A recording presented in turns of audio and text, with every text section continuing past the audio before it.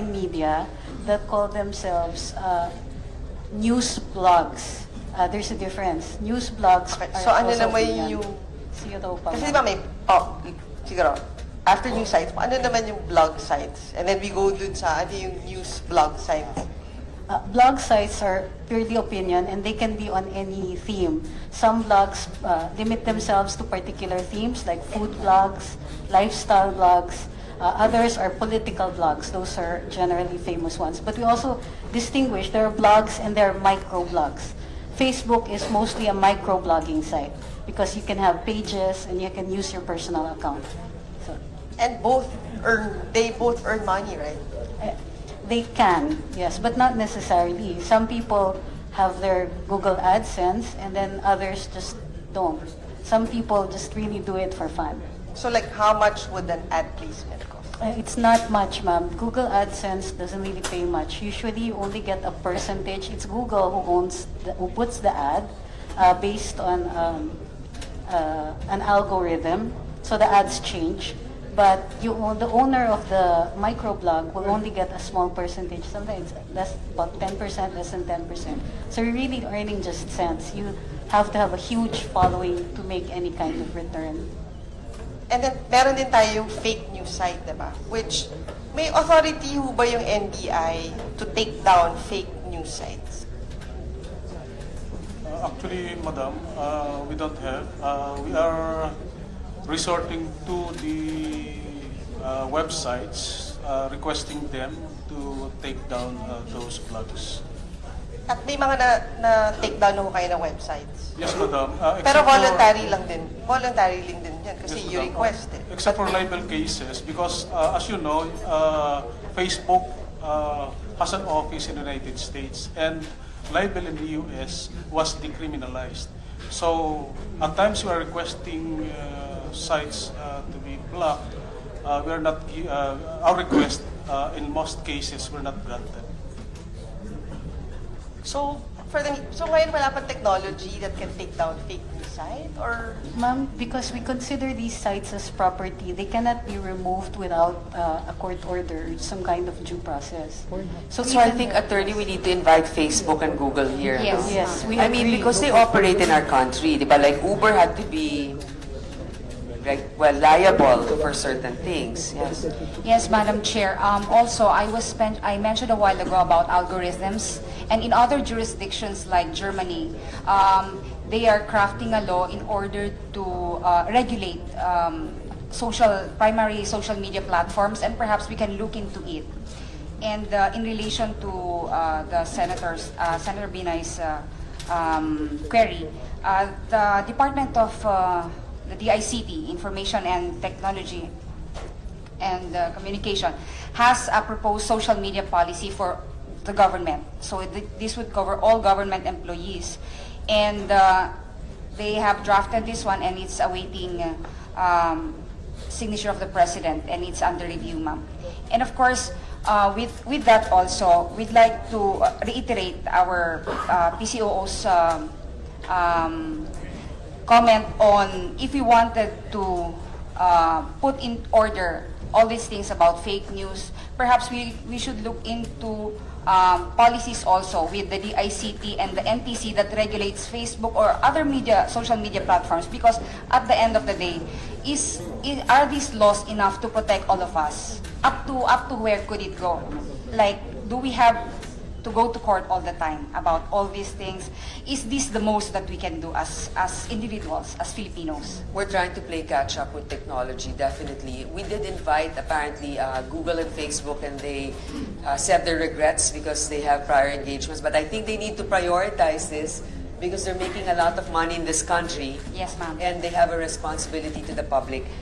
Senator Nancy, we have such a valuable resource here with Professor Hilbay. We want to hear your views so that we have a direction. Somebody texted me na naguguluhan na raw sa hearing kasi we have very opinionated people here. And maybe you could give us a direction on how you, as the former OSG. Thank you, Madam Chair. Allow me to go straight to my very short remarks and a legislative proposal. Let me emphasize an important point of constitutional law, and that there is a difference between claims of false information provided by ordinary citizens and false information peddled by public officials. The problem is not private citizens in Facebook or Twitter exposing government incompetence, dishonesty, or corruption. The problem is government dishonesty. As a matter of constitutional law, it is worrisome for government to engage in a witch hunt to expose private speakers on claims that these citizens are being too critical or even dishonest. Such actions inevitably produce a chilling effect on freedom of expression. As stated by Senator Drilon earlier, you already have the libel laws to take care of that. What I consider a threat to our democratic values and a danger to the marketplace of ideas is the prevalence of false information provided by public officials, whether deliberately or out of sheer incompetence. False information provided by public officials poses special problems. Number one, they are paid with public funds. It is an outrage that they receive taxpayers' money so they can lie. Number two, the official status provides official imprimatur to false information, whether posted in private or official social media accounts. Number three, their public employment provides them with access to government facilities, creating a semblance of credibility where otherwise there might not be any. And number four, their access to government facilities means that the false information they provide gets widely distributed. Ordinarily, Your Honors, the mechanisms of government for responding to dishonesty by public officials are the disciplinary sanctions under the Civil Service Law, the Ombudsman, or by the heads of agencies, including the Office of the President. Well, the problem is when these mechanisms are not triggered. The traditional constraints to government dishonesty, freedom of speech by informed private citizens, and freedom of the press have exposed many of these instances of dishonesty and incompetence. But they have also been dismissed by government as biased or unfair political attacks rather than efforts to promote honesty in government. Ordinary citizens, therefore, are confused by an environment where officials of the executive department, in particular, are able to disseminate false information while demonizing the press and activist citizens. Your Honors, this is a structural problem of the information environment and a phenomenon where government disinformation is able to hide behind the mantle of official action and protection on one hand, while freedom of speech and the press are tagged as politically biased on the other. The way to counterbalance government disinformation is through the creation of a public institution whose sole task is to identify and publicize government dishonesty. When public officials become dishonest, it is the obligation of the state itself to correct distortions in the marketplace of ideas. I propose, Your Honors, that Congress enact a statute creating the Institute for the Integrity of Information, a sort of ombudsman for public information provided by the government, or an information police for government officials. What are the main features of the Institute for the Integrity of Information? Number one, it should be composed of a board whose members are academics, media practitioners, policymakers, scientists, information technology experts of the highest credibility and competence. Number two, they should not be appointed by the President or by any of his alter egos. In my opinion, this can be done without violating the Appointments Clause of Article 7 of Section 16 of the Constitution. Number three, its function is fourfold. A, to create standards for verifying information provided by government. B, to actually verify information provided by government. C, to publicize its findings. And D, to issue rewards to citizens who are able to spot fake information provided by public officials. The Institute for the Integrity of Information should be able to act either motu proprio or upon referral by citizens of a claim of fact made by a government office or official. I urge your honors to focus on a metaphor that we should recognize false information as a calamity that wreaks havoc upon a sensitive ecosystem, the information environment or the marketplace of ideas. And so in the same way that the government has spent resources informing and warning citizens about impending or ongoing calamities through the PAGASA or FIVOX, etc., the government should likewise invest in informing and warning citizens about government dishonesty, which distorts the information environment, polarizes conversation, and manipulates citizens. There is a need to create the Institute for the Integrity of Information because the integrity of public information is essential to opinion formation and therefore public discourse. If citizens think and act on the basis of wrong assertions of fact by public officials, then our marketplace of ideas will receive and produce wrong signals, the consequence of which is the impairment of the value of truth. We live in an age of impunity, and I fear that apart from the thousands of killings on our streets, a tragedy that has received global attention, we have also become witnesses to another form of impunity, the death of truth. Your Honor, so far as I know, there is no other special public institution, such as the Institute for the Integrity of Information, anywhere in the world. I hope the Senate considers this proposal not only as an urgent and practical response to government dishonesty, but also as an opportunity to create a model legislation for all democracies around the world grappling with attacks on truth. Thank you and good afternoon. Thank you, Professor Hilbay, for sharing that view and suggestion. It makes sense. We just don't want to add another layer, perhaps, of bureaucracy, but if it will encourage accountability, of course it's worth it. Thank you for your very scholarly analysis. Madam Chair. Yes. Madam Chair, I'm sorry. I hope with your indulgence, I would have wanted to raise some questions, but I need to go up for a briefing. May I just make one last comment before leaving, Madam Chair, and then try to come back later? Senator Zubiri, are you okay with that? I'm all right. Okay, you're not Thank you coming so back much, anymore? Senator Mix. No, I will try to come back po after the briefing. But I would have wanted to raise, Madam Chair, among others, the point that fake news also can lead to threats. And secondly, Madam Chair, just to go back to the photo that was projected earlier, if this had been done by mainstream media, by now, nag-kick in na yung internal ombudsman mechanisms nila. What bloggers like Mr. Nieto did is a demonstration that they want the stature of mainstream media without similar limitations.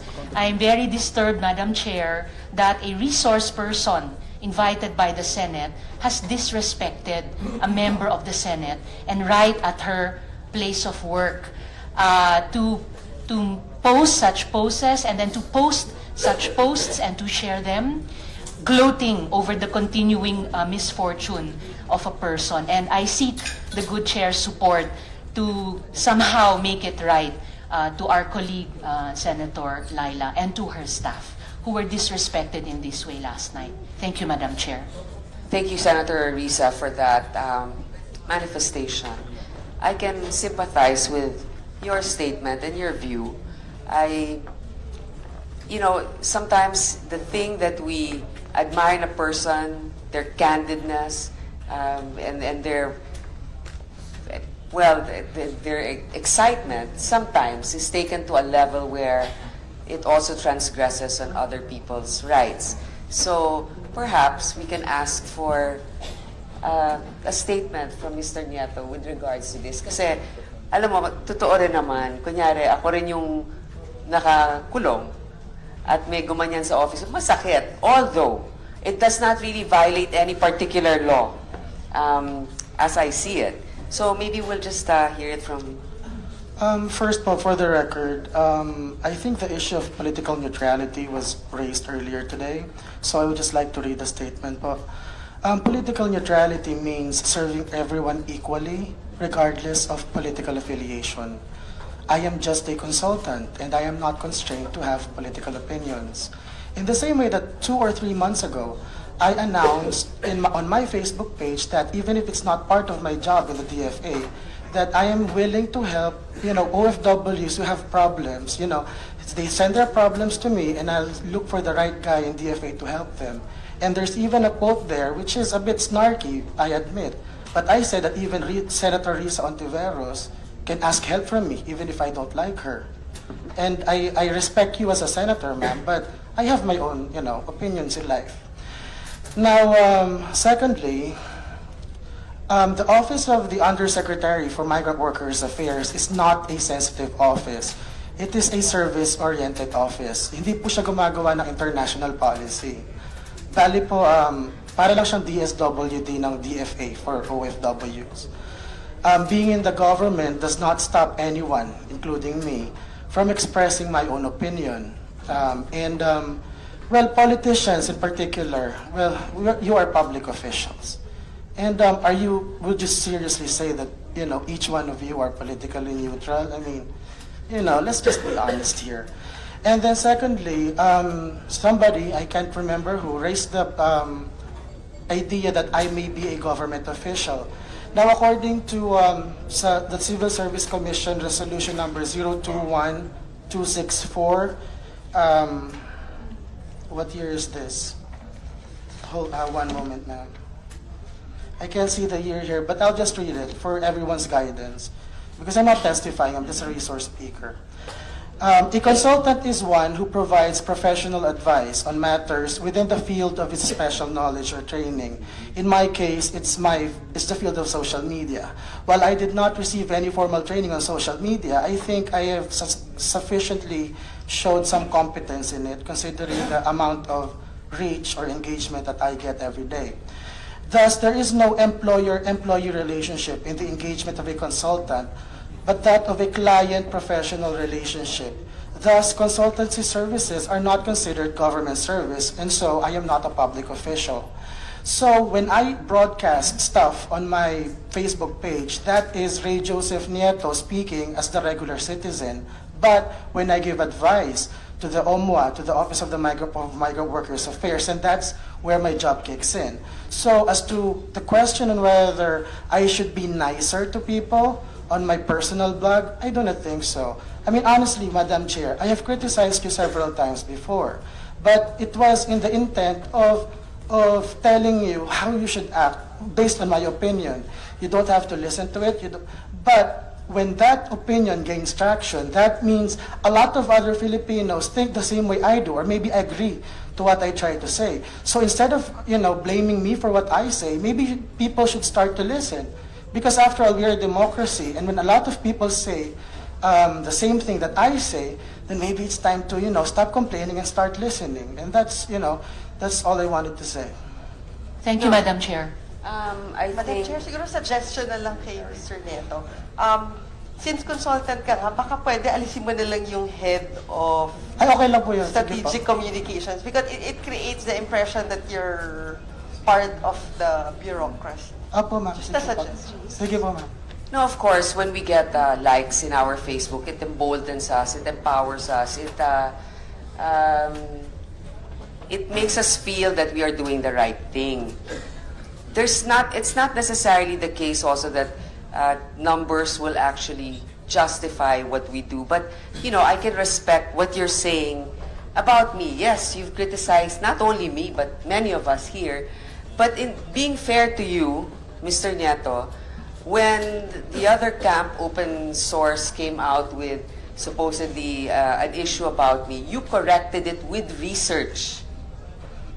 In fact. Yes, and you were a supporter of President Duterte. I mean, you were very transparent, but you came out with the proper research saying that what they were claiming is untrue. And I would also like to state for the record that at some point in the past, there was a picture that showed Senator Risa Ontiveros allegedly holding the hands of Senator Kiko Pangilinan, and there was this chismis. Yeah. What I did was to post it on my page and tell them this is fake. This is just an angle. I am clearly not in favor of the Liberal Party, but when false information is shown online and it spreads, I try to correct it. And if in the events that I felt that I did wrong, I issue errata. You could just go to the Thinking Pinoy Facebook page and look for the word erratum in the search bar, and you could see that I actually issue errata on what I post. Yes, that's why we may or may not agree with you. This is sometimes what we say is, hindi na natin alam paano mag-isip ang millennials. Diba? Pero, pag pumupunta kami sa mga blog, actually us, here in the Senate, we should be checking those sites so that we know how people think. Not necessarily that we will agree. But if there's anything, you do excellent research. And that's the truth.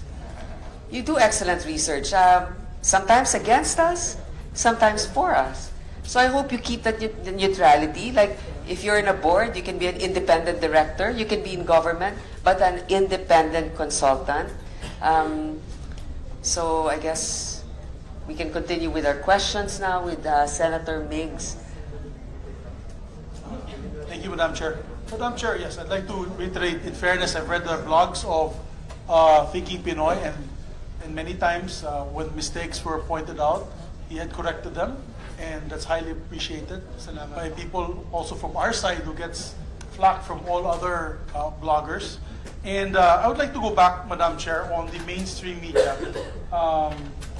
One of our ex-colleagues actually texted me, and she asked me to ask these questions because many times on the mainstream media, you post the story also online, but sometimes it's not corrected. No, sometimes they post fake reports and accuse somebody online, then they take it down, and the editor simply says later that the one who posted it has no authority whatsoever to post.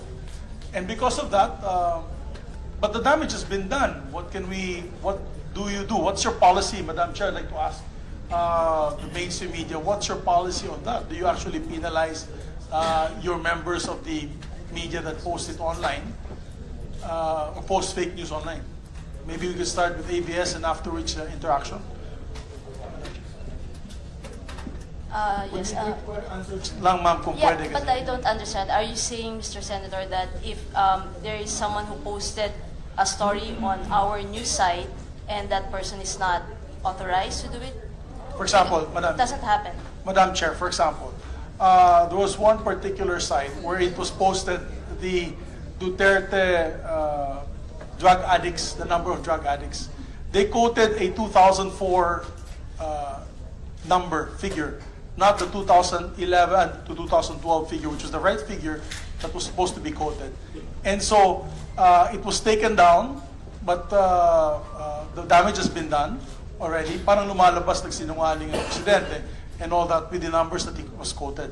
But there was no punishment. There was just basically what the editor had said, that the one who posted had no authority to post that figure, but the damage has been done.